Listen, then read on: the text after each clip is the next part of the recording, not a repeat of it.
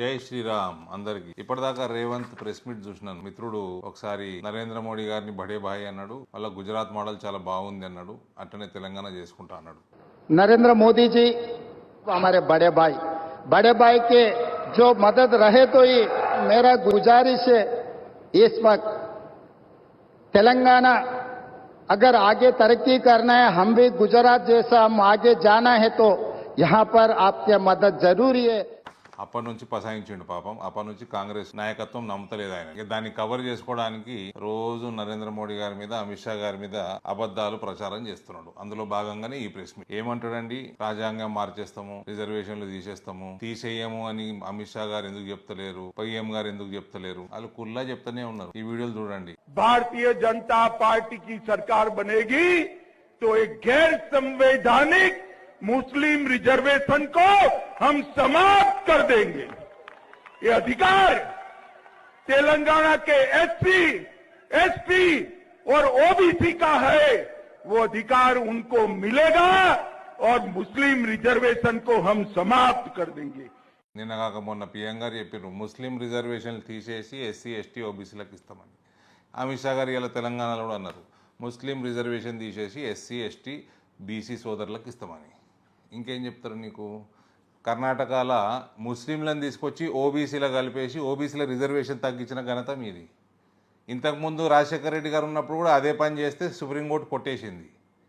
కాబట్టి మీకు బీసీలకు, ఎస్సీలకు, ఎస్టీలకి రిజర్వేషన్లు తగ్గించేసి ముస్లింలకు ఇయ్యాలా అన్న నియత్తు మీ కాంగ్రెస్ పార్టీది. ఇంతకుముందు మస్తుసార్లు ప్రయత్నం చేసిండ్రు. ఇవాళ అబద్ధాలు ప్రచారం చేయడానికి మళ్ళా ఇట్లా అబద్ధాలు చెప్పే వీళ్ళు అసెంబ్లీలో కొద్ది లైట్ మెజారిటీతో గవర్నమెంట్ ఫామ్ చేశారు. ఇప్పుడు పార్లమెంట్ ఎలక్షన్లో కూడా అబద్ధాలు ప్రచారం చేయడానికి ప్రయత్నం చేస్తున్నాడు. చాలా బాధ్యతారహితంగా ముఖ్యమంత్రి గారు మాట్లాడుతున్నారు. రాజ్యాంగం మార్చేస్తారు. అసలు ఈ ఏమంటాడు, మళ్ళీ ఆర్ఎస్ఎస్ అజెండా హిందూ రాష్ట్రంగా చేయాలి అని బీజేపీ చేస్తుందని. మీ పార్టీ ఈ దేశాన్ని 3 ముక్కలు చేసి 2 తుర్క రాజ్యాలను చేయలేదా? ఎవరు చేసిండ్రు? మీ పార్టీ వచ్చేసింది. హిందువులకు ఒక దేశం అని ఉందా ఈ ప్రపంచంలో? తుర్కోళ్ళకి 50, 60, 70 దేశాలు ఉంటాయి. క్రిస్టియన్లకు మస్తున్నాయి. మరి హిందువులకు దేశమే లేదు కదా. తమరు పార్టీ చేయబట్టి హిందువులకు దేశం లేకుండా అయిపోయింది ఈ ప్రపంచంలో. హిందువులకు పౌరసత్వం ఇద్దామన్నా కూడా మీ పార్టీ వాళ్ళు వ్యతిరేకమే. కానీ రోహింగ్యాలకి, బంగ్లాదేశ్ వాళ్ళకి ఇద్దామంటే ఎగురుకుంటూ ఇస్తామంటారు. ఇలా ప్రియాంబుల్, రాజ్యాంగం యొక్క ప్రియాంబుల్ని ఒకసారి మార్చిండ్రు. ఆ ఘనత మీ కాంగ్రెస్ పార్టీది.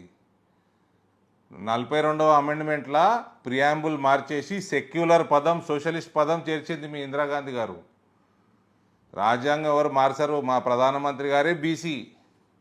ఆయన ఎస్సీ, ఎస్టీ, బీసీల రిజర్వేషన్ పెంచుతామంటున్నాడు. ఆయన ఎకనామికల్ వీకర్ సెక్షన్స్కి, అగ్రవర్ణాలలో ఉన్న పేదల కోసం 10% రిజర్వేషన్ తెచ్చిన ఘనత నరేంద్ర మోడీది. మేము రిజర్వేషన్లు పెంచుతున్నాము, ఎక్కడ తీసేస్తున్నాము? అన్నీ రేవంత్ 6 గ్యారెంటీలని మభ్యపెట్టనీకే, ఎవరు అడగకుండా తప్పుదో పట్టనీకే ఇవన్నీ చెప్పకు.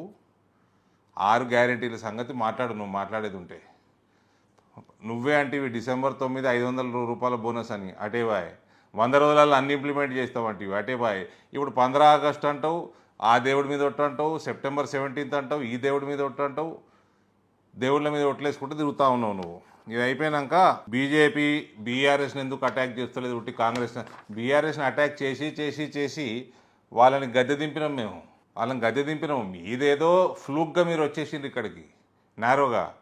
ఇక మా జీవన్ రెడ్డి గారు ఏం చెప్పుకుంటే తిరుగుతున్నారండి? జీవన్ రెడ్డి గారు మీది 11 సార్లు ఎమ్మెల్యే నిలబడ్డారు, ఇది 3వసారి ఎంపీ నిలబడుతున్నారు. ఇప్పుడు ఆల్రెడీ మీరు ఎమ్మెల్సీ ఉన్నారు. ఇంకో 1.5 సంవత్సరాలు 2 సంవత్సరాలు మీకు ఎమ్మెల్సీ ఉన్నది. మీరు ఏం చెప్పుకుంటే తిరుగుతున్నారండి? Gulf board పెడతామంటున్నారు. రాష్ట్ర ప్రభుత్వం చేత గల్ఫ్ బోర్డు పెట్టిస్తామంటున్నారు. నిజాం షుగర్ ఫ్యాక్టరీ తెరిపిస్తామంటున్నారు. ఈ 2 రాష్ట్ర ప్రభుత్వం చేసే పనులు కదా. మరి మీకు పార్లమెంట్ నిలబడాల్సిన అవసరం ఏంది? పార్లమెంట్ ఓట్లు అడగాల్సిన అవసరం ఏంది? మీరు ఇవన్నీ చెప్తేనే కదా రాష్ట్రంలో మీకు ఓట్లు వేసారు. మళ్ళీ పార్లమెంట్ ఓట్లు ఎందుకంటే 2 రాష్ట్ర ప్రభుత్వం పనులు ఇవి, కేంద్ర ప్రభుత్వంతో పనులు కావు. మీరు అసెంబ్లీ ఎలక్షన్ అయినప్పటి నుంచి పార్లమెంట్ కి నిలబడతామని తయారైతా ఉన్నారు. జనవరిలోనే మీకు ఖరారు అయిపోయింది మీరే క్యాండిడేట్ అని. అప్పటి నుంచే మీ పేరే వినబడుతుంది. మరి ఎందుకు పెట్టియలేదు అప్పుడు గల్ఫ్ బోర్డు? షుగర్ ఫ్యాక్టరీ ఎందుకు తెరవలేదు? షుగర్ ఫ్యాక్టరీ కోసము మీ కమిటీ వేసిన కమిటీ, మీరేసుకున్న కమిటీయే మీరు కూడా ఉన్నారా? శ్రీధర్ బాబు వాళ్ళందరూ వచ్చినప్పుడు మెట్టిపల్లిలా రైతులందరూ కింద కూర్చోబెట్టారు, మీరు పైన కూర్చోబెట్టి కింద ఏమన్నారండి? 2025 డిసెంబర్ నాటికి తెరుస్తామన్నారు. మళ్ళీ ఇప్పుడు ముఖ్యమంత్రి తోటి నేను నెల రోజులలో తెరిపిస్తా, వాల్యుయేషన్ ఏపీఎన్రీ మొత్తం ఫ్యాక్టరీది నెల రోజులలో తెరిపిస్తా అని చెప్పినాక ముఖ్యమంత్రిని బతుకులాడుకొని వచ్చి ముఖ్యమంత్రికి వచ్చి బాసర అమ్మవారి మీద ఒట్టు సెప్టెంబర్ 17 వరకు తెరుస్తాడు. మరి మీ కమిటీ 2025 డిసెంబర్ అంటది, మీరు ఇప్పుడు ఎలక్షన్ల కోసం సెప్టెంబర్ 17 అంటారు. ఎందుకంటే అబద్ధాలు ఆడుతున్నారు జీవన్ రెడ్డి గారు? మీరు 15 ఎలక్షన్లు, మీరు జీవితంలో ఇది 15th ఎలక్షన్, ఇది అబద్ధాలు చెప్పుకుంటే నడిపిస్తారా? ఇంకా ఒక దిక్కేమో హిందువులకి పౌరసత్వం వద్దంటారు, బంగ్లాదేశ్ రోహింగాలకి పౌరసత్వం ఈమని తిరుగుతున్నారు. మీరు సిఐఏకి వ్యతిరేకం, ఎన్ఆర్సీకి వ్యతిరేకం, యూనిఫామ్ సివిల్ కోడ్కి వ్యతిరేకం, మీరు పాపులేషన్ కంట్రోల్కి వ్యతిరేకం, ఆర్టికల్ 370 తీసేసుడికి వ్యతిరేకం, ట్రిపుల్ తలాక్కి వ్యతిరేకం. ఈ దేశాన్ని 3 ముక్కలు చేసేసి 2 ఇస్లాం రాజ్యాలు చేసేసినాక కూడా మీకు నిద్ర పడతలేదు. ఇక్కడ హిందువుల్ని బతకనియరు. మీరు ఎంతగానో దిగజారిపోతారు మీరు ఓట్ల కోసం. అసలు మీరు చెప్తున్న 2 పనులు Nizam sugar factory plus Gulf board రాష్ట్ర ప్రభుత్వంతో పెట్టిస్తాను వాళ్ళు. మీకు పార్లమెంట్ ఎలక్షన్ నిలబడడం ఎందుకు? మీరు ఓట్లాడడం ఎందుకు? దానికి ఏం సంబంధం? కేంద్ర ప్రభుత్వం సంబంధం ఏమున్నది? కాబట్టి ఎంతగానో దిగజారిపోతారండి, నాకు అర్థం కాదు. ఓట్ల కోసం, ముస్లింల కోసం, ముస్లిం ఓట్ల కోసం హిందువుల్ని ఎంత కించపరుస్తారు, ఎన్ని అబద్ధాలు పేలాయిస్తారు. మీరు దేనికోసం ఓటేయాలి? మీకు రామన్న గోపన్నని చంపిన వాళ్ళని మీరు ఇంట్లో పెట్టుకున్నారు, మధుసూదన్ గౌడ్ ని చంపిన వాళ్ళని, ఆ నక్సలైట్ ని మీరే ఆశ్రయం ఇచ్చారు. మీరు చరిత్ర ఫస్ట్ నుంచి చూస్తుంటే మీరు హిందువులకు వ్యతిరేకమే, మీరు జాతీయతా భావం ఉన్న వాళ్ళు అందరికి వ్యతిరేకమే. మీరు ఇప్పుడు మళ్ళా కమ్యూనిస్టుల లైన్ తీసుకుంటున్నారు. మీ కాంగ్రెస్ పార్టీ అందరిది దోచేసి ముస్లింలకు ఇచ్చేస్తాం. మీ మేనిఫెస్టోలో ఉన్నది రోజు చదువుతూనే ఉన్నా కదా నేను. ఈ దేశ సంపద మీద నెంబర్ 1 హక్కు ముస్లింలకే అని అంటున్నారు మీ పార్టీ వాళ్ళు. నేను ఒకటే అడుగుతున్నా, మీకు గల్ఫ్ బోర్డు పెట్టేది ఉంటే రాష్ట్ర ప్రభుత్వం, మీకు నిజాం షుగర్ ఫ్యాక్టరీ తెలిసేది ఉంటే, మీకు పార్లమెంట్ ఎందుకు నిలబడు, ఎలక్షన్లు ఓట్ల ఎందుకు అడగడు? అది 2 రాష్ట్ర ప్రభుత్వంతో చేపించుకునేది ఉండే. మీరు డిసెంబర్ 1st వీక్లో మీ గవర్నమెంట్ వచ్చింది, మీరు ఇమీడియట్ గా నెల రోజులలో మీరు పార్లమెంట్ నిలబడుతున్నట్టు క్యాండిడేట్ అయిపోయారు. మరి ఇప్పుడు ఏప్రిల్ 15కి వచ్చి చేస్తామని ఎందుకు అని చేసేసేది ఉండే. అయినా ఇప్పుడు ఎమ్మెల్సీ ఉన్నారు కదా, చేపించేసుకోండి. దానికి కేంద్ర ప్రభుత్వం కోసం జరిగే ఎన్నికలకి ఏం సంబంధం? నియత లేదు మీకు, మీ పార్టీకి లేదు, మీకు లేదు. 45 సంవత్సరాల నుంచి లేని నియత ఇప్పుడు ఎడికెళ్ళి వస్తుంది జీవన్ రెడ్డి గారు? చెప్పండి. హిందువులు బతకని జర అబద్ధాలు మానుకోండి. బాజాప్తా ముస్లింల రిజర్వేషన్లు తీసేసి ఎస్సీ ఎస్టీ ఓబీసీలకు ఇస్తాం. మేము బాజాప్తా ఇస్తాం. రిజర్వేషన్లను పెంచే పార్టీ మాది. ట్రైబల్ వెల్ఫేర్ మంత్రిత్వ శాఖని పెట్టిన పార్టీ మాది. మీరు చెప్తే ఎవడు నమ్మేది లేదు, పెట్టేది లేదు. అసలు మీకు ఈ ఎలక్షన్లలో అజెండానే లేదు. 15 ఎలక్షన్లు అయిపోయినాయి, ఎన్నడూ ఏం చేసింది లేదు. జగిత్యాల ప్రజలకి చెప్పుకోదగ్గది ఒక్కటి లేదు. పనిచేస్తులను చేయని రాదు. పసుపు రైతులు నిన్న మొన్నటి దాకా రోడ్ల మీద ఉన్నారు. వాళ్ళు పెట్టిన పెట్టుబడికి పైసలు రాక, ఇంట్రెస్ట్ సరిపోక వాళ్ళని పుట్టగొట్టిన వాళ్ళు మీరు. ఇలా అలాగ రేట్లు వస్తున్నాయి. అలా కేంద్ర ప్రభుత్వంతో పని, మీతో ఏం పని లేదు. పసుపు రైతులు చెరుకుకి 2 లక్షల రూపాయలు ఎకరానికి ఇస్తున్నాడు మోదీ. మీకు తెలిసే నియత లేకపోయా. వరి రైతులు ఇలా ఇంతో అంత సంపాదిస్తున్నట్టు నరేంద్ర మోడీ అయ్యాడు. మక్క కొనుగోలు చేయరు రాష్ట్ర ప్రభుత్వాలు, ఎంఎస్పీ ఇచ్చిన. ఓ ఫ్యాక్టరీ పెట్టిన ఘనత లేదు. దేనికేస్తారండి మీకు ఓటు? మళ్ళా హిందువుల మీద పగ, కసి, విషం జిమ్ముతా ఉంటారు హిందువుల మీద, జస్ట్ బికాస్ ఇలా ఓట్ల కోసం, ముస్లింల ఓట్ల కోసం. ఏం చరిత్ర అండి దిక్కుమాల. ఒక్క పని చెప్పూరి జగిత్యాలకు మీరు చేసింది ఒక పెద్ద పని. చిన్న పనులు ఏమంటారు ఆడ జగిత్యాల వాళ్ళు? పెద్ద పని పక్క పెట్టారు. వాళ్ళు పసుపు రైతులు నిన్నమ్మన్నటి దాకా రోడ్ల మీద ఉన్నారండి పాపం. పెట్టుబడి లేకుండా వాళ్ళు అన్ని అప్పుల పాలైనరు. ఇవన్నీ చేసుకొని నాశనం అవుతుంటే ఎన్నడూ బయటికి రాలేదు. ఎమ్మెల్సీ, గ్రాడ్యుయేట్ ఎమ్మెల్సీ గెలిచిండ్రు మీరు. ఒక్క ఎంప్లాయ్మెంట్ లేకుండా గ్రాడ్యుయేట్లు కింద మీద పడుతుంటే ఒక్కరోజు వచ్చి ప్రశ్నించింది లేదు. ఇవాళ ఏ ముఖం పెట్టుకొని వచ్చి అడుగుతున్నారు ఓట్లు? కేంద్ర ప్రభుత్వం కోసం జరుగుతున్న ఎన్నికలకి మీకు రాష్ట్ర ప్రభుత్వం గల్ఫ్ బోర్డు పెట్టేది ఉంటే, నిజాం షుగర్ ఫ్యాక్టరీ తెలిసేది ఉంటే ఏం సంబంధం? మీకు ఏమైనా అజెండా ఉన్నదా? ఏం లేదు. మీ అజెండా అంతా ఒకటే, పదవులు కావాలి, పదవులు కావాలి, పదవులు కావాలి. ఒక్క యువకుడిని పెంచకపోతే జగిత్యాల కాంగ్రెస్ పార్టీ 15 ఎలక్షన్ నిలబడతారు రావడన్నా. నరేంద్ర మోడీ 2002, 2007, 12 3 సార్లు ఎమ్మెల్యే అయినా, 14లో ఎంపీ, 19లో ఎంపీ, ఇప్పుడు మళ్ళోసారి 6వ ఎలక్షన్ అయినది అంతే. దేశ చరిత్రను మార్చేస్తున్నాడు ఆయన. కాంగ్రెస్ పార్టీ చేసిన చరిత్రహీనమైన పనులన్నిటి కూడా సరిదిద్దుతున్నాడు ఆయన. ఎందుకండి ఊకే నాశనం చేస్తారు హిందువుల్ని, దేశాన్ని. ఆల్రెడీ ఎమ్మెల్సీ ఉన్నారు మీరు, ఇంకా 2 సంవత్సరాలు.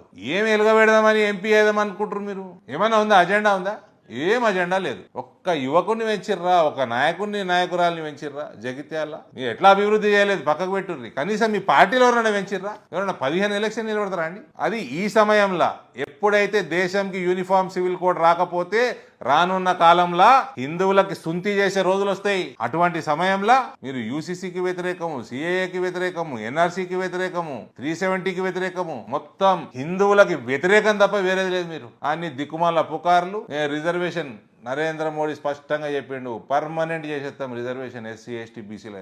ఎందుకు అబద్ధాలాడుతున్నారు? ఆయన పర్మనెంట్ చేసి పేద రెడ్డిలకు కానీ, బ్రాహ్మణులకు కానీ, ఆర్యవైశ్యులకు కానీ, ఉత్తర భారతదేశంలో ఉన్న అగ్రవర్ణాలకు కానీ, అందులో ఉన్న పేదలకు కానీ 10% రిజర్వేషన్ ఇచ్చిన ఘనత నరేంద్ర మోడీ గారు. దానికి కూడా వ్యతిరేకమే మాట్లాడినరు మీరు. జస్ట్ ఎలక్షన్ గెలవాలి, ఓ చిన్న ఆల్రెడీ ఎమ్మెల్సీ ఉన్నాడు, ఇంకో ఎంపీ పదవి కావాలి, 15 ఎలక్షన్ నిలబడాలి, 16 నిలబడాలి. ఈ చిల్లర రాజకీయాలు చేయడానికి దేశాన్ని తాకట్టు పెట్టొద్దు. పెద్ద మనిషి, మీ వయసులో ఇవన్నీ కరెక్ట్ కావు. హిందువులకు వ్యతిరేకం చేయకండి. మీరు చేసిన నిర్వాకం, మీ పార్టీ చేసిన నిర్వాకం, దేశద్రోహితనం మస్తున్నది చరిత్రలో. ఇప్పుడన్నా ఒక ఆయన పనిచేస్తున్నాడు నరేంద్ర మోడీ గారు, ఆయనను పని చేయనియండి. ఈ రాష్ట్రాన్ని ఎట్లా భ్రష్టు పట్టిస్తున్నారు మీరు చెప్పిన 6 గ్యారెంటీలు అది ఎప్పుడో బొందల తొక్కేసిరు మీరు. అది వచ్చేది లేదు, పెట్టేది లేదు. కనీసం దేశం బాగుపరచడం బాగుపరచనియండి. భారత్ మాతాకి జై.